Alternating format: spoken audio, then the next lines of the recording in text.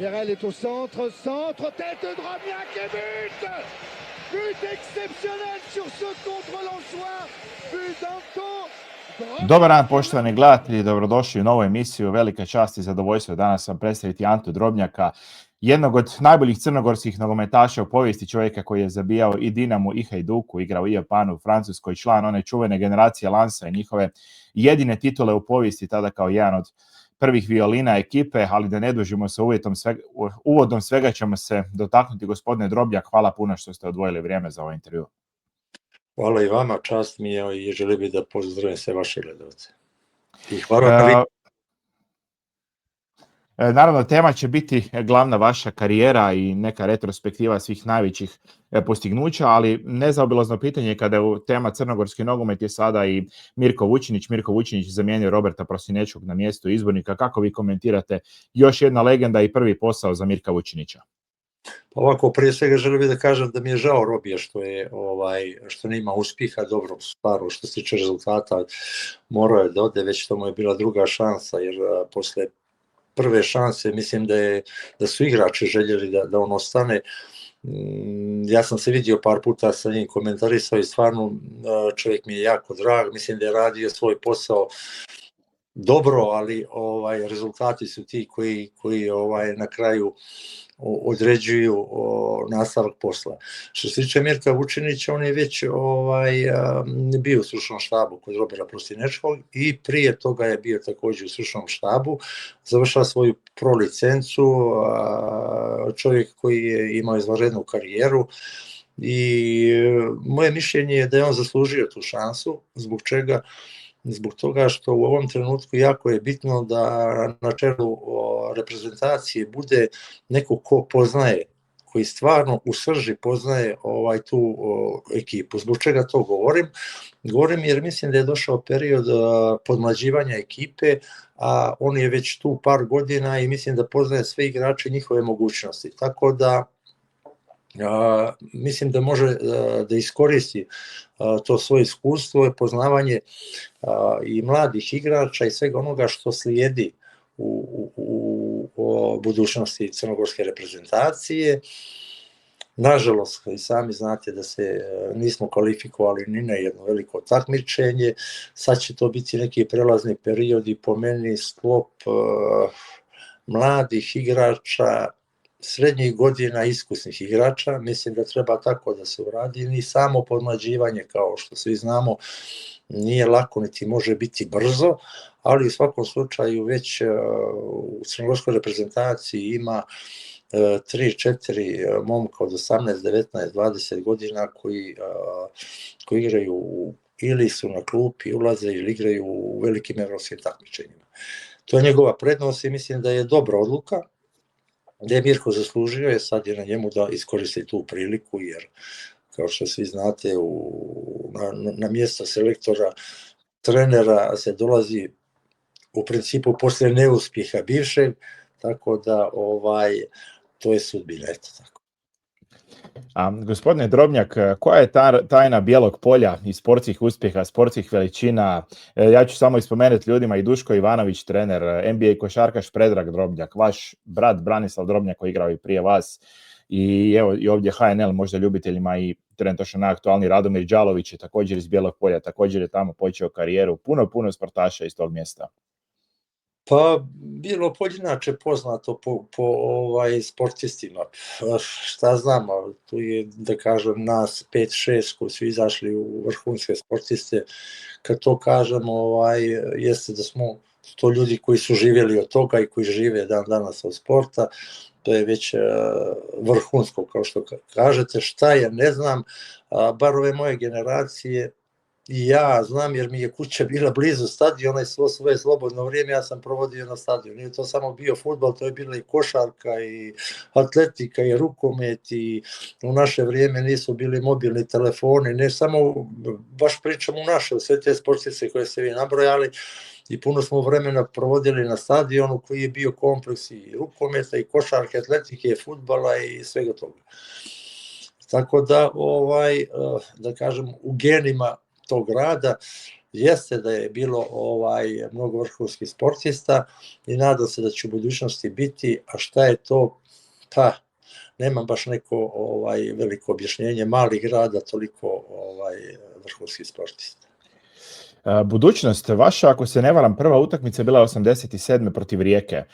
Budućnosti u to doba, evo samo ću i sada brzo preletjeti, Miodrag Božović, Branko Brnović, Željko Petrović, Miodrag Radulović, Dejan Savićević, Savo Barac, Niša Saveljić, puno sjajnih trenera, sjajnih igrača i naravno trenera u to doba je bio i Stanko Poklepović. Kako su izgledali ti vaši prvi dani profesionalizma u budućnosti sa sjajnim suigračima? Ovako, ja sam imao te 87. godine imao sam ponudu od Crvene zvezde i od budućnosti. Ja sam odlučio da idem u budućnost, tad je bilo nešto, moj brat je trebao da pođe, pa eto da ja dođem, da ne bude neko da traži obeštećenje, nemam pojma. Međutim, i sam taj period od 18 godina mislim da nije bilo dobro da idem u tako veliki klub koji su uzimali mlade igrače, ali koji su pozemljivali dalje i onda neko uspije, neko ne uspije. Mlad momak, tu mi je blizu Podgorica i odlučio sam se za Podgoricu. Moja sreća je što sam došao u budućnost u pravo vrijeme. Zbog čega to kažem, to je da je bila jedna izvanredna generacija starih igrača i mlađih koji su dolazili. Tad smo u te godine došli Peđa Mijatović iz Titograda i ja iz jedinstva. Onda tu igrači koji su bili u jedinstvu, u budućnosti, koji su izlazili iz omladinske selekcije, ali svi smo mi zajedno imali sreću da te godine je došao Stanko Poklepović, čovjek kojega jako sam cijenio i cijenim i dalje, iako nije više među živima, čovjek koji je imao harizmu i znao je šta radi. Bio pravi profesionalac, davao je nama mlađima šanse, ali nije nas bacao u vatru naglo, davao pomalo, pa izvodio, pa ubacivao, tako da, eto, kažem, tu prvu godinu sam ja sjedio na klupi, ulazio, igrao, a drugu godinu već sam bio standardni prvotimac i od tada je moja karijera krenula u usponu.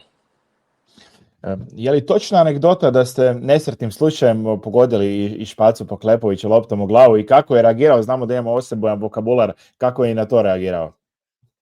Jeste, istina je da nešto je bilo na treningu, igralo se, on između nas bio kao obično da vodi trening, da nam govori šta da radimo i negdje je došla lopta do mene, neka oskočila i ja sam to nešto izbio, nemam pojma i pogodio se u glavu, šta je rekao, asti gospu lipu njegovo staro i ne znam, nešto je prokomentarisao, to je bilo samo simpatično i ništa strašno.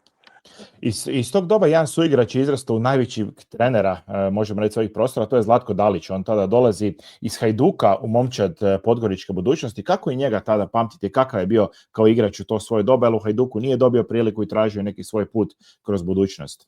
Sjećam se Zlatka kad je došao, mislim Špacu ga je doveo i jako se brzo prilagodio, imao i sreće što je to bilo, da kažem, u to vrijeme družina nekih igrača sličnog godišta, oni imaju jedan dobar karakter, mi smo ga dosta dobro prihvatili i drago mi je zbog njega što je to dio jedne generacije koja je kasnije i uspjela i jako sam srećan zbog njega što je uspio.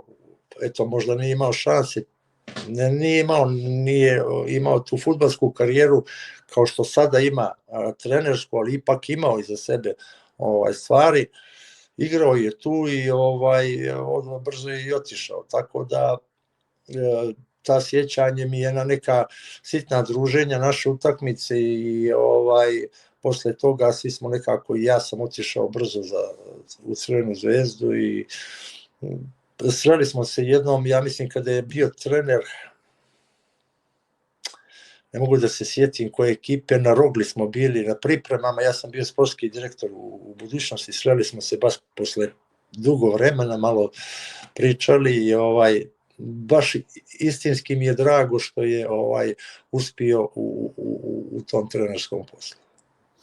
Da, kada smo kod trenera, treba spomenuti čovjeka koji je bio od vama trener u dva različita kluba, kasnije u Zvezdi, Milan Živadinović Bard jedan od najčuvenijih, najosebujnijih ovako, barem medijske likova. Kakav je bio on ovako u odnosu slačionice, trener i kako je bilo biti igrač takvog jednog trenera i osebujnog čovjeka? Pa eto tako kako ste ga predstavili. Bio je čovjek koji je nekako svojom pričom pokretao ekipu, puno anegdota, puno stvari, znači on je neko ko je veliki motivator, neko ko baš onako pokušava pričom da uzdigne ekipu. Ja sam sarađivao u budućnosti sa njim, kasnije kad sam prešao u Zvezdu, on je posle Vladice Petrovića koji je bio par mjeseci u Zvezdi dok sam ja bio, on ga je naslijedio i tu smo sarađivali još 2 godine. Ima 3 načina da razgovara sa mnom. Ja mu u startu kažem intelektualni, mangupski, barapski. Intelektualni ne može da razgovaramo, nisi intelektualac. Mangupski obožava mangupa. Ti imaš štos mangupski, ja imam štos. Barapski. Ili ti meni skidaš glavu ili ja tebi skidam glavu. I nema velike priče. I on leti napolje iz kluba. Znači, Živa je neko ko je uvijek se nešto dešavalo oko njega, on je taj neko ko je volio i mediji su voljeli njega, a bio je uspješan trener i kažem, proveli smo, ja mislim, 2 godine u Zvezdi i ovamo 3 godine zajedno, ima finih uspomena. I imamo taj osvojeni kup 93. Da. Za budućnost ovdje mi je bio gost i gospodin Savo Barac, 2 puta sam imao prilike pričati s njim i baš smo pričali kako budućnost je jedan od rijetkih klubova, ako ne i jedini, da je prvo jedan čovjek bio jedan od osnivača grupe Varvari, taman 87. kasnije igrač te ekipe, ali kakav je bio i Sava koji je išao kasnije sa Peđom u Real Madrid igrati za B ekipu i tako dalje, isto jedan osebojan i sjajan lik, kako ste ga vi tada doživjeli kao i suigrača i vođu navijača, da tako kažem? Pa kažem, ja sam tamo počeo da igram, znači to je moja prva, pa druga godina ja sam već bio standard, on je već došao tad, gdje je bio Bato prije ne znam tačno, došao je te godine kao izuzetno talentovan igrač, neko koji je tehnički bio izvanredan, ali eto, to je nešto što Bata krasi i njegovi taj humor koji on ima i imao je kasnije bio u budućnosti tu odigran par sezona, bio je u Vojvodini, kasnije je bio i na Korzici u Ažaksiju, to je drugi Ažaksio, tako da mislim da je Bato svojim talentom mogao da napravi mnogo veću karijeru nego što je napravio, da kažem da je bio malo smireniji. 92. odlazak u Crvenu Zvezdu, onako momentum nije idealan jer ta ekipa je bila netom prije i prvak Europe, bile su drugačije i očekivanja normalno od svih vas, ipak vi ste bili najbolji strijelac, osvojen kup i također puno suigrača, ali to opterećenje je bilo puno veće igrati za Zvezdu i kako ste taj pritisak podnosili? Pa bilo je opterećenje zbog toga što u Zvezdi, naročito tih godina kako se raspala Jugoslavija, to je bilo već sad neko prvenstvo drugačije gdje svaki neriješen rezultat je loš. Zbog čega? Jer smo imali pred sebe Partizana koji je zadržao ekipu koja je već igrala na par godina, a Zvezda je pravila novu ekipu i oni su bili iskreno favoriti, imali su bolju ekipu od nas, to je dokazalo i prvenstvo gdje su bili ne znam nija koliko bodova, opterećenje s jedne strane. Ja sam dao izjavu prije nego što sam došao u Zvezdu jer govorio sam da igram ja u Zvezdi jer sam u budućnosti davao 10-12 golova, pa bio bi ja prvi strijelac. To sam sam sebi znači stavio taj teret da sad ja moram da budem taj prvi strijelac. Nije lako bilo, ali Zvezda i tada bila ekipa koja je dominirala na svakoj utakmici. Ja sam uspio to sve obećanje i da ispunim. Osvojili smo, da kažem, neočekivano te godine i kup. I veliko iskustvo je igrati za takav klub kao što je Crvena Zvezda, a znamo na ovim prostorima uz par još ekipa da je to najveći klub i bila mi je čast provesti te 2 godine zbog embarga koji je bio uveden, tada je bila SR Jugoslavija ili Srbija, SR Jugoslavija. Ja sam napustio Zvezdu posle 2 godine jer nismo mogli da igramo evropske utakmice i pošao sam za Francusku. Samo iz te Zvezde, iako je to bilo bezbroj zaista sjajnih suigrača, jedan koji je igrao i u Real Madridu, ali ime napravio u Brazilu najveće, a to je Dejan Petković Rambo, koliko je on bio sjajan na terenu. Pa bio je super, to je bio njegov uspon, on je došao iz Radničkog iz Niša, kad smo mi svi došli, to je kad se pravila ekipa, u početku je, ajde kažem, ulazio sa klupe, kasnije se stavio u prvu postavu, neko dečko koji ima izuzetnu energiju, tehnički dosta dobar, može puno da trči i moje mišljenje da je on otišao prerano u Real Madrid, da je trebao da igra, da ide neđe drugo, jer ne znam ni koliko je odigrao utakmica u Realu, ali sa svojim talentom mislim da bi bio i on zadovoljan, mislim uvijek je čast igrati i biti dio Real Madrida, da me pogrešno ne shvatite, ali mislim da za svoju karijeru je trebao, baš što se tiče Evrope, da odabere neki klub gdje je mogao duže da igra, a ne da ostane u Realu pa da ide za Brazil. Ali u svakom slučaju uspije u svemu tome i postoji veliko ime u Brazilu. Vi 94. odlazite u francusku Bastiju i sjajno se snalazite u Europi. Vi ste zabili 12 golova u prvoj sezoni, odmah debut protiv Lila, druga utakmica protiv PSG-a, tada gdje si igrao sjajnim Ginola, Vea, zabijate pogodak i čak i bilo je to finale Liga Kupa, skoro sve utakmice do tog finala ste zabijali golove, bio je Koban PSG u finalu, ali jedna odlično otvaranje i nije trebala puno prilagodbe na novu sredinu za vas. Pa nije, ja sam po preporuci Dragana Džajića, koji je inače bio meni sportski direktor u Crvenoj Zvezdi, on je bio bivši igrač Bastije. Tražili su profil igrača koji sam bio ja, neko koji je dobar, da kažem, u zadnjih 20 metara, u 16 tercu, jer su imali izuzetno dva brza i dobra krila, onda onu desetku iza, neko ko me kljuka loptan, tako da sam jako se brzo snašao i ti 12 golaba i u prvoj sezoni bi sigurno bio veći broj, jer ja sam prvih 2 ili 3 mjeseca nisam imao pravo da igram, jer to vrijeme van Evropske unije su imala pravo samo 3 igrača. Ja sam čekao da jedan igrač iz Gineje da dobije papire da bi mogao uopšte se registruje. Tako sam tu propustio sigurno 8-9 utakmica, možda i 10 i krenuo sam jako dobro. Znači, jako u tom periodu baš u Basti nije im dobro išao taj početak.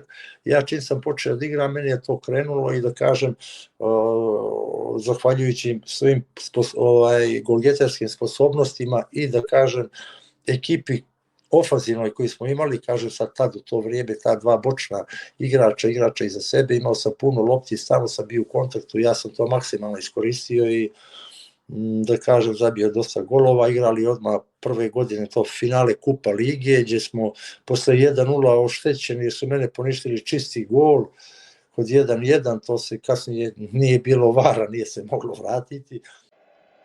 The first Coupe de Ligue final took place on May 3rd, 1995, Paris Saint-Germain. The previous year faced... The match took place at the Parc des Princes, although there was still no Stade de France at the time. Bastia Sporting Club had been promoted to the first division that season and finished... The Corsicans were proving to themselves that they were capable of coming back into this match. The proof was with this magnificent move and the goal for Drobnjak. A goal disallowed for a position of foul play that did not exist. But Bastia were proving to themselves that it was possible to come back. I tu smo izgubili 2-0. Te 3 godine su mi jako pamtim, zato što sam proveo 3 godine izuzetno dobro, čak posle nepune 2 godine postao sam kapiten ekipe, što je bilo nemoguće na Kožici do tada, jer Kožikanci su onako malo, da kažem, nacionalisti, oni su voljeli da to svoji igrači budu i ja sam svim liderstvom, svim ponašanjem, oni kažu, zaslužio to. Igrao sam na kraju, kad vidi za te 3 godine, oko 105, u prvenstvu 100 utakmica, 50 golova i u kupu još par golova, znači jedno izuzetno iskustvo. Tamo sam bio sa familijom, sa svojom suprugom Aleksandrom, tu sam dobio i sina, najstarijeg Anđela koji je rođen na Kožici, samo lijepe uspomene. Bio sam jedne godine i prvi strijelac lige, zajedno sa Sonny Andersonom, tada su mi oduzeli jedan gol, pa su samo njemu dali, iako se taj gol, moj šut i sve, znači tu sam bio malo, da kažem, žargonski potkraden i vežu me izuzetno dobre uspomene. Da, upravo sam htio ispomenuti taj detalj, na kraju je upisano 95-96, Sonny Anderson 21 gol, Anto Drobnjak 20 golova, ali iako vas svi 22-21. Da. Iako vas svi pamte po lansu, ali ta je bila jedna, mogu reći, sumanuta serija 95. 11 golova ste zabili u 9 utakmica, dobivali ste ih pozive u reprezentaciju, ali nekako je dojam i kada smo kod reprezentacije da ste bili zapostavljeni. S obzirom koliko ste imali golgeterske serije, koliko godina u nizu na najvećem nivou ste igrali, da li mislite da ste zaslužili bili i onaj poziv na svjetsko prvenstvo, ali generalno, iako ste igrali neke utakmice, igrali ste tu jednu utakmicu kvalifikacijsku, ali tu nedostaje nekako nastupa s obzirom šta ste pružali vi, a s obzirom konkurenti na nivou nogometa tada? Pa da kažem slobodno, ne sada predajem sebi neku važnost, ali te 3 godine u Basti, da kažem, baš sam onako iz četvrtu, znači u Lensu gdje smo osvojili titulu, ja bio najbolji strijelac ekipe, dao 14 golova u prvenstvu i još 3-4 gola u kupu i mjesto odigravanja prve 3 utakmice je bio Lens, znači sve je stajali za mene, ali prije svega moja forma, znači formu koju sam držao 4 godine non stop, nisam dobio šanse, čak bio sam pozivan, ja mislim i 15, 16, 17 puta, a svega od toga se vidi 7 utakmica, opet 4 gola, je nešto što je mnogo sam više zaslužio. Naravno, ako pogledam u tom periodu pred svjetsko prvenstvo, učinak mojih kolega koji su maltene nisu igrali svojim ekipama, onda na kraju igrači 3-4 igrača koja su pozvana, koji nisu učestvovali uopšte u kvalifikacijama, otišli su na svjetsko prvenstvo u zemlji gdje sam ja napravio izuzetno dobru karijeru. Bio sam jako razočaran i od tog trenutka sam, mislim, poznato je i u javnosti i svi su znali, to vrijeme su bile mnogo loše radnje se radile u reprezentaciji, sa čelnicima reprezentacije, šta znam, menadžeri, čudo se dešavala, inače, znači bio sam baš nepravedno zapostavljen i to je jedino nešto što u svojoj karijeri za čim žalim je što nisam odigrao više tih utakmica i što nisam bio na tom svjetskom prvenstvu koje sam možda među 5 igrača najviše zaslužio.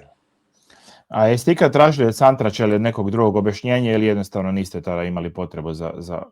Jednostavno sam rekao da neću više dolaziti za reprezentaciju, posle, ne znam, bila je Češka u Beogradu, jer već se dešava 4-5 utakmice za redom, da ne ulazim u igru, na klupi sam, čak mi ne daje ni šansu da uđem. I onda sam u jednom momentu rekao, ako ne budem danas igra, neću više dolaziti. Međutim, to se zataškalo, pa nisam bio pozivan, pa su posle rekli kao Santrač je Daveziju ima neke prijateljske utakmice, zvao me ponovo, ja sam odlučio da dođe protiv Argentinu prijateljska utakmica, kada je pozvao mene i Saviljića i možda Lekovića, ne znam da li sam ja poznavao, to su bili igrači iz domaćeg prvenstva, samo nas 3 iz inostranstva, eto, nekako sam se osjećao kao da me je, da opet kaže žargonski uvalio tu, da kaže evo opet sam mu dao, međutim ja sam izvanredno odigrao tu utakmicu, daje i gol, bilo 1-1, ja sam izašao iz igre, sam imao neki derbi odmah posle 3 dana u Francuskoj i na kraju ispalo kako ispalo, kažem, to su bile, nisu bile odluke sa terena i prave odluke, nego nešto iza kulisa i to su stvari koje nisu bile dobre u to vrijeme. Reprezentacija tada Jugoslavije, ta se zvala SR Jugoslavija, ja mislim Srbija, Crna Gora, ne mogu više se sjetiti, imala izvanrednu ekipu, izvanrednu. Da, spominjete taj pogodak u Argentini, a je li vas ikad itko istukao kao Diego Simeone na toj utakmici? Pa pazite, istukao, ja sam jednom rekao da mi je najteže bilo s njim igra, zato što nekako i kad nije lopta tu non stop nešto štipa, vuče, to je ono što nervira, nije on mene, nisam ja dobio ni neki udarac od njega, ni ništa više, je to bilo neko nerviranje. Što se tiče te baš tuče na terenu i udaranja, to je najviše sam sa Najdovskim imao, jer je on bio taj igrač koji je stvarno grubi u duelima i ne znam šta. A Simeone je neko ko je, ajde da kažem, uvijek je tu i on uvijek blizu igrač, ali nisu to bili neki udarci da smo se tukli, ali uvijek neko lopta na 20 metara od mene, on vuče, nešto provocira, gura, eto ja, svi mi špicevi ne volimo to. Daniel Leclerc, trener Lansa, igračka legenda Lansa, 97. 98. i dan danas jedina titula prvaka Francuske za Lans. Prvi vaši golovi su bili onako u stilu hat-trick na velodromu za prva 3 gola za Lans, odmah sjajan pečat i jedna povijesna sezona, Šmicer, Sikora, Fo, puno sjajnih suigrača, na kraju Dioba prvog mjesta sa Metsom, ali tu ste dobili tada prednost, bili ste prvaci, najbolji ste strijelac i igrač, mogu slobodno reći. Svi povijesni almanasi vam daju to za pravo i kako se danas sjećate te čuvene sezone Lansa?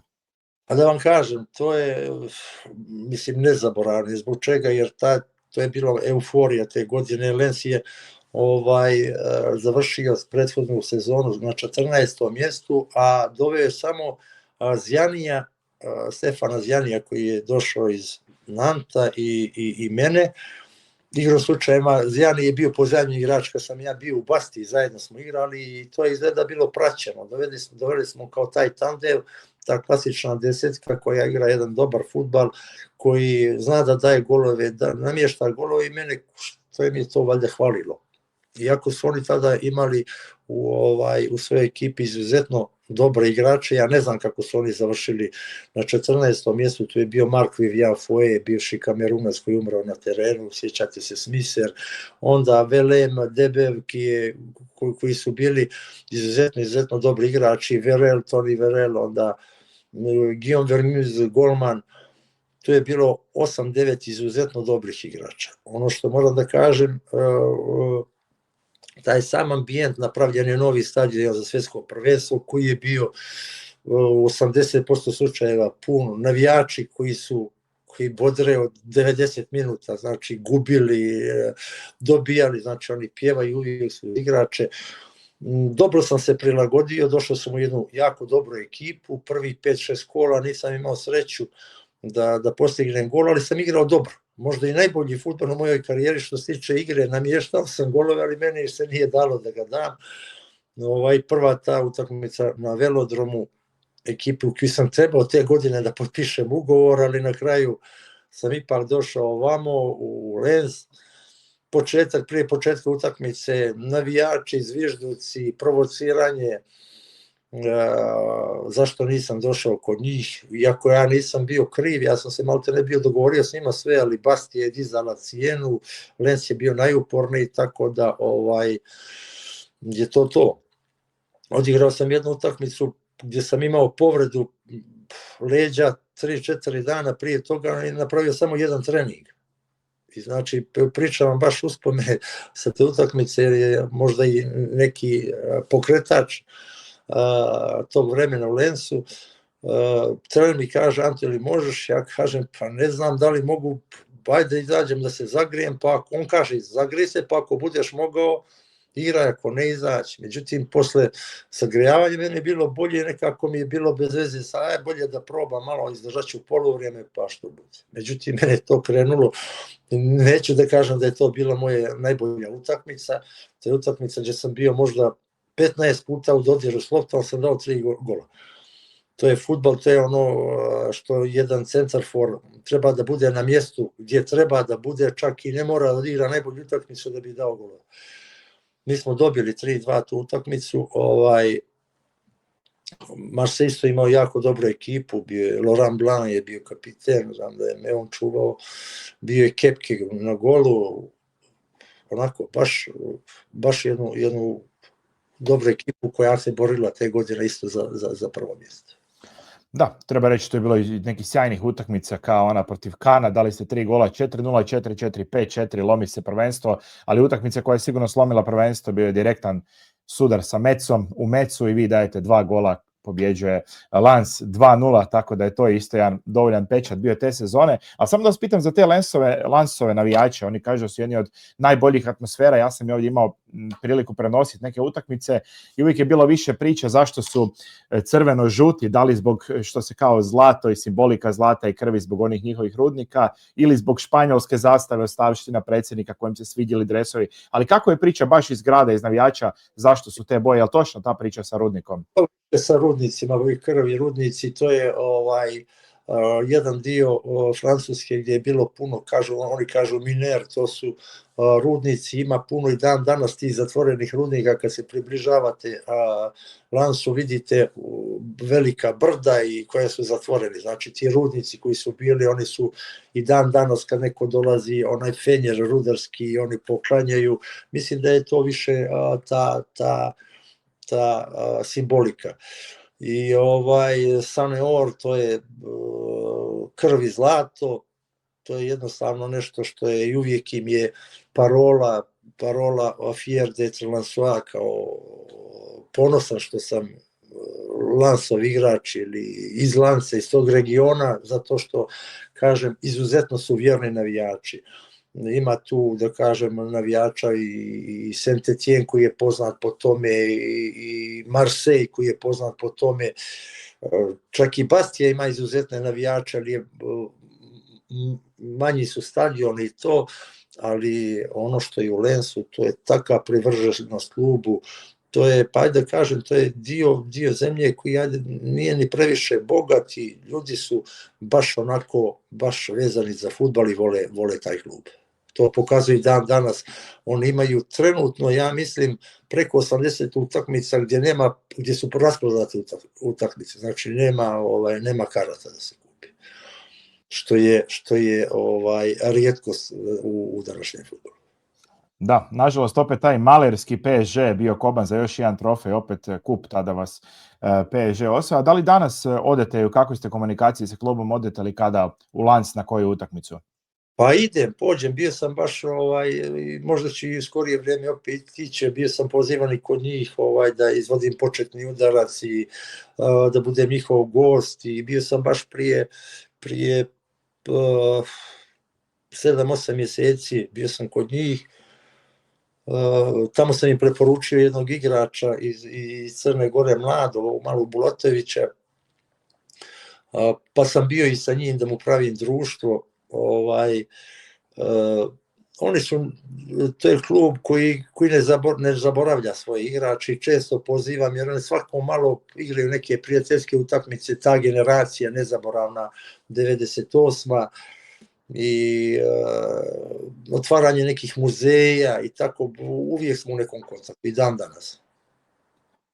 I kako sada, onako, drugčiji kontekst vremena, ali Japan je tada puno bolje plaćao nego Francuska i nakon jedne sezone vi vjerovatno na poziv Frederika Antonetija, bivšeg trenera iz Bastije, odlazite tada u Gamba Osaku, Junichi Namoto je suigrač, bilo tu sjajnih igrača. Kakav je tad bio Japan, japanska liga i koliko je bilo teško se odlučiti iz Francuske otići u Japan? Pa da vam kažem, ono što je možda mene malo poremetilo jeste ta reprezentacija, jer te godine ja sam posle osvajanja titule sa Lensom, maltene sutra dan nisam ostao da proslavljam sa cijelom ekipom u gradu, nego sam morao da idem na pripreme reprezentacije za svjetsko prvenstvo i to se dešavalo, znači odradio i pripreme i dobili 2 dana slobodno prije polaska na svjetsko prvenstvo. Oni se nisu sudili čak ni da mi jave, nego su slali poruke preko drugih da se javim, znači toliko je to bilo providno da na kraju kad sam ja pitao sekretara, pa zašto me niste zvali, ja sam maltene došao na aerodrom, pa sam se sreo sa kolegom Leković i pitao me, trebao si da se čuješ, nešto su me zvali, jer nije htio čovjek da mi kaže. On kaže, mene nam to sramota bilo, ti ja kažem nešto što je nerealno, sam im rekao neću, neko drugi to kaže.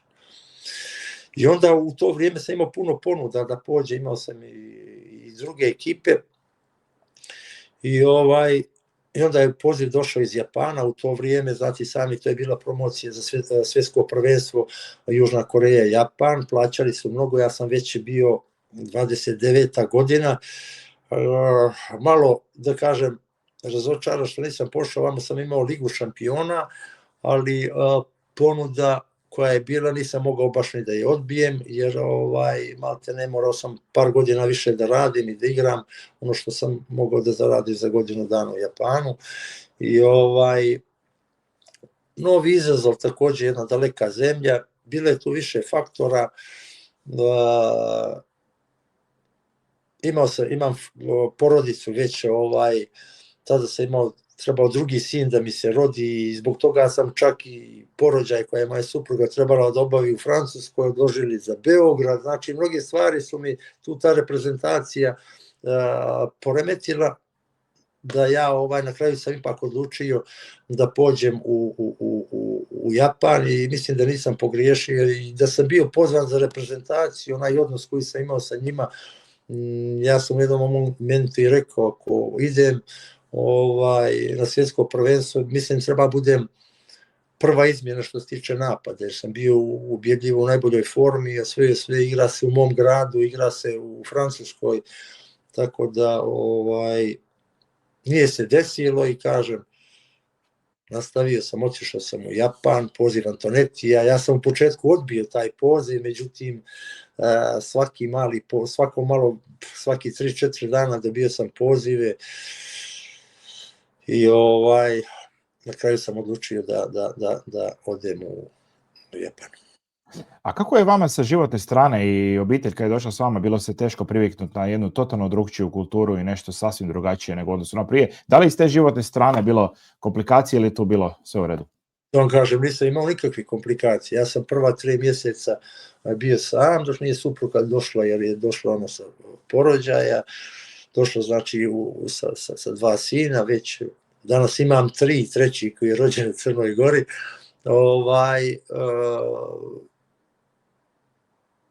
Vam kažem, Osaka je grad koji ima, svaki dio grada ima nešto evropsko, da li je to restorani francuski, engleski, španski, nebitno, svaki imate, možete da idete gdje god hoćete da se osjećate na neki način da ste u drugoj zemlji.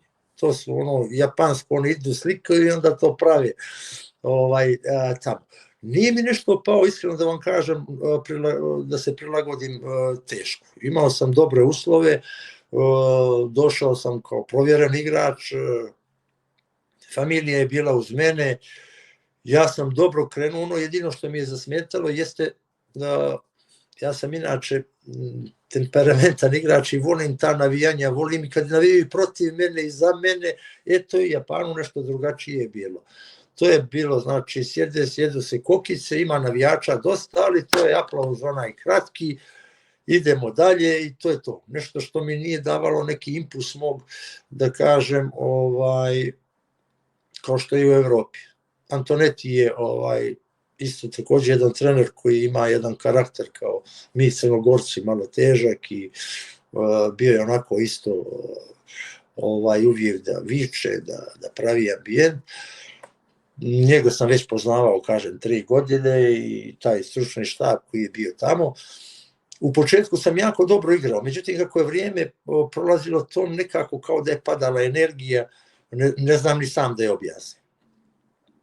I posle te godine Antonetti je otišao, ja sam imao priliku da se vratim u Evropu, sve se izmijenjalo i treneri, to je u Japanu, kad dođe jedan trener, on nekako dovodi igrače, mogao je da dovodi igrače koje on želi, koji hoće i ja sam iskoristio tu priliku, otkupili su moj ugovor ovi ljudi sa Shoa, ekipa koja je bila ispala iz prve lige, željela da se vrati u drugu ligu. To je opet moj povratak za Francusku. Da, Sochaux i Martigues su bili za taj kraj karijere i kako je bila tada druga francuska liga teška? Daniel Ljuboja vam je bio suigrač u to doba u Sochauxu, u klubu Faruka i Meše, ali kako je vama bilo to i općenito nam ocjeni tada drugu francusku ligu? A da vam kažem, ja sam uspio i tu, prvi trener koji je bio, imao sam super i odnose i počeo da igram dobro i sve, mi smo napravili neki ambijent, da kažem, gdje je okej bilo sve. Tad su oni isto uzeli, doveli su isto, je bila starija ekipa, pa sam došao ja i došao je Ferry koji je bio u Liverpoolu, prije toga došao iz Nanta u Liverpool, pa je tamo bio to ona generacija Nanta koja je osvojila i prvenstvo. druga liga za mene nešto novo, za Francusku, ali kažem vam, povratak u Evropu, opet neki motiv da se vratimo, ja sam to uspio, znači već u drugoj godini mi smo bili prvaci osvojili smo prvenstvo i ušli smo u drugu ligu. Pred kraj ja sam ušao u konflikt sa novim trenerom koji je ni kriv ni dužan počeo, kad je došao već mene da stavi na klupu, ja ću da pod mladim igrao ekipu, ti ćeš da mi ulaziš kad mi trebaš, nisam se slagao sa tim, bio sam baš u konfliktu više od 7-8 mjeseci sa njim. Prvo nisam htio da sjedim na klupu, pa kasnije sam pristao, pa nastavili, kažem, ajde, na kraju krajeva osvojili smo to prvenstvo, eto tako da mi to još jedan trofej, znači bio sam prvak i prve lige Francuske i druge lige Francuske i osvajač kupa, igrao za reprezentaciju i bio najbolji strijelac, tako da su mi se poklopile u karijeri neke fine stvari koje uvijek mogu da budu dobre, ali ja sam izuzetno zadovoljan danas kao čovjek sa svojom karijerom, sa porodicom koju imam i ono što sam postigao. I moje pitanje za kraj, gospodine Drobnjak, nekako iz Hrvatske, pa je tu i najaktualnije uvijek pitanja su Dinamo i Hajduk. Spominjao sam u uvodu, zabijali ste i Dinamo i Hajduku u toj bivšoj ligi. Kako ih se sjećate tada? Koja je bila razlika podgoričkoj budućnosti kada igra protiv Dinama, kada protiv Hajduka? A i evo sada ove aktualne, pošto znam da je cijela XU pratila i ovu borbu Hajduka Dinama zadnje 2 godine, Hajduk nije uspio biti prvak. Kako i današnjicu komentirate? Evo je sve u jednom, i prošlost i neka sadašnjost Dinama i Hajduka, kako vi to vidite? Pa ja sam imao sreće da te kažem godine, znači ja sam 2 godine bio tu u budućnosti, pa je bila onda služenje vojnog roka, pa sam se vratio, bio sam u sportskoj 4 srećan, pa nisam formu gubio, pa je to ta godina kad sam bio u izuzetno dobroj formi, imali smo u jako kratkom vremenu Zvezdu, Partizana, Dinamo i Hajduka. Ja sam uspio da dam svima golove, i to dosta dobre golove sam dao. I Zvezdi, Hajduku i Dinamu, Partizanu sam dao kupu, ja mislim nije bilo prvenstvo. Uglavnom, ja ih se rado sjećam, gdje smo dobili sve te utakmice, sve 4 utakmice smo dobili, Hajduka 2-0, Zvijezdu 2-0, Dinama 1-0 i Partizana, mislim da je 2-1 bilo, ne sjećam se baš dobro.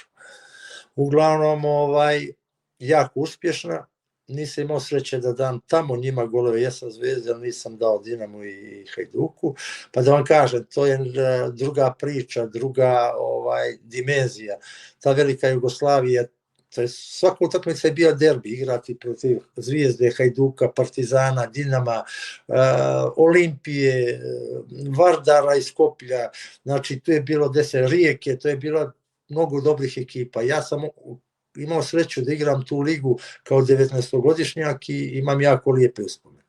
Sad, da ne pričamo šta se sve izdešavalo, politika, to svi smo se razišli, ali uvijek ostaju derbi, uvijek ostaju ekipe koje mi danas pratimo, tako i ja isto danas najviše pratim što se tiče Hrvatske lige, Hajduke i Dinama i normalno pratio sam zbog Đalovića Rijeku. Šta znam da vam kažem, Dinamo je definitivno od raspada Jugoslavije, kad Hrvatska ima svoju ligu, čini mi se dominantniji. Ali svake godine neka velika očekivanja imamo od Hajduka i on krene, stane, nekako mi je konkretniji Dinamo, iskreno da kažem. A Hajduk mi je vatreniji, možda i klub koji je onako fudbalski, žargonski, više je, kako to da objasnim, ajde, u ovoj staroj Jugoslaviji čini mi da se više navijalo za Hajduk nego za Dinamo. I uvijek je neki naboj, ti navijači Hajduka, ta ljubav prema tom klubu, tako da svi mi imamo neke, da kažem, emocije, ja to gledam sad ovako iz daleka, ali mislim da trenutno da je Dinamo i pored nekih problema koje je imao od odlaska Mamića, nekih promjena, da je i dalje nekako stabilniji klub. Čega to ja ne znam, to vi bolje znate. Eto, Đalović im je pokvario taj rivalitet prošle godine, što mi je jako drago. ali mislim da su i Hajduk i Dinamo, iskreno volio bi da Hajduk osvoji sad nekog od ovih prvesa, da i oni malo promijene taj prvaka, da kažem, jer je Dinamo već dugo godina dominira hrvatskom fudbalu. A kako je doživljen uspjeh Đalovića u Crnoj Gori? Zaista u onakvim okolnostima prodali mu najbolje igrače, on uzeo duplu krunu sa Rijekom. Pa doživljen je normalno kao nešto što nije lako stvar koja se desila kao pomoćnik, da ostaneš tu, iako je pozvan bio da bude pomoćnik u Dinamu, bio je hrabar, želio je nešto, napravio dobru stvar i osvojio i prvenstvo i kup i sve što je mogao da uradi za to kratko vrijeme, znači kapa dolje. Ovdje je normalno praći njegov uspjeh, svima je drago i iskreno se svi nadamo da će napraviti dobru trenersku karijeru. Gospodine Drobnjak, hvala puno što ste odvojili vrijeme, bila je izuzetna čast pričati sa vama o vašoj karijeri. Hvala i vama i još jedan pozdrav za čitavu Hrvatsku.